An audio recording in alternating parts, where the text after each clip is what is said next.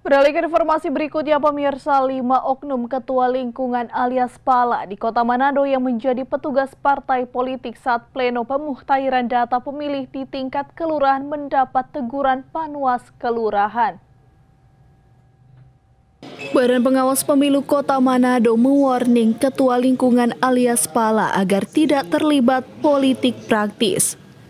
Baru-baru ini 5 oknum ketua lingkungan alias Pala di Kota Manado mendapat teguran dari Panwas Kelurahan lantaran menjadi perwakilan partai politik dalam pleno daftar pemilih di tingkat kelurahan. Ini memang jadi tugas kami di Badan Pengawas Pemilihan Umum untuk mengingatkan pemerintah kota terkait keberadaan ketua lingkungan atau dulu sering disebut dengan istilah Pala, kepala lingkungan. Sekarang dengan Peraturan Wali Kota nomor 16 tahun 2021, memang ada namanya Lembaga Kemasyarakatan Kelurahan di Kota Manado yang penyebutannya adalah Ketua Lingkungan.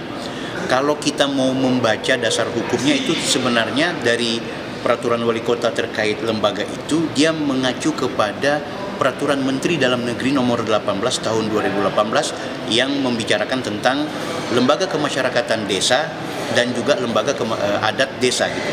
Nah, memang ini tentang desa, namun dalam peraturan tersebut juga tercantum bahwa dia berlaku juga bagi kelurahan.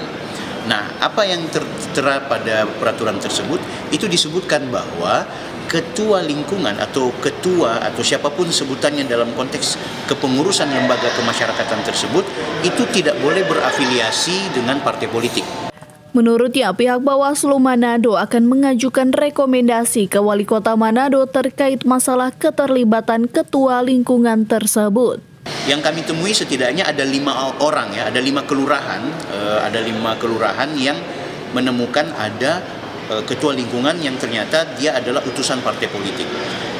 Tindakan kami saat itu langsung melakukan teguran dan meminta pergantian. Tidak boleh ketua lingkungan yang kemudian menjadi utusan partai politik.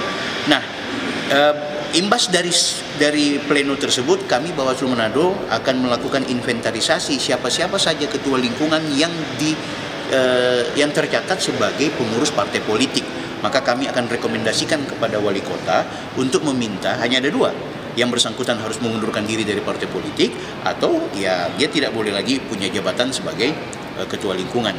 Ia juga menegaskan pihak Bawaslu tidak punya wewenang untuk memberikan sanksi. Hanya sebatas menerbitkan rekomendasi untuk ditindaklanjuti pihak-pihak terkait, misalnya pemerintah setempat. Regina Mangke melaporkan untuk Kawanua TV.